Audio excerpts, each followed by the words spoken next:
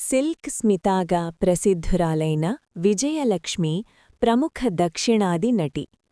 ఈమె తెలుగు, తమిళం, కన్నడం, మలయాళం భాషలలో 200కు పైగా సినిమాలలో నటించింది. ఈమె అధికంగా గ్లామర్తో కూడిన పాత్రలు పోషించింది. విజయలక్ష్మి 1960 డిసెంబరు 2న పశ్చిమ గోదావరి జిల్లా ఏలూరు సమీపంలో కొవ్వలి గ్రామంలో ఒక నిరుపేద కుటుంబంలో జన్మించింది.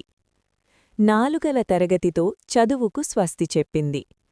సినీనటి కావాలనే ఆకాంక్షతో మద్రాసులోని తన అత్త ఇంటికి చేరింది.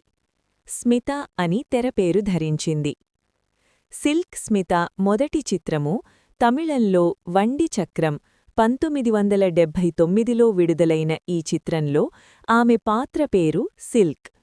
బహుళ ప్రజాదరణ పొందడంతో ఆమె తన పేరును సిల్క్ స్మితాగా మార్చుకుంది. క్రమంగా ఆమె సినీరంగలో ప్రముఖ నటిగా నిలదొక్కుకుంది. 200కు పైగా తెలుగు, తమిళ, మలయాళ, కన్నడ చిత్రాలలో నటించింది. అనేక సినిమాలలో ఆమె ప్రత్యేక గీతాలు, శృంగార నృత్యాలు ఆమెకు అత్యంత జనాదరణను తెచ్చిపెట్టాయి. ఎక్కువ చిత్రాలలో ఆమె ఇతరులను వలలో వేసుకునే అమ్మాయిగా, నర్తకిగా, ప్రేక్షకులను ఉర్రూతలూగించే నృత్యాలతోనూ కనిపించింది. అయితే సీతాకోకచిలుక వంటి కొన్ని చిత్రాలలో నటనా ప్రధానమైన పాత్రకలలోనూ మెప్పించింది.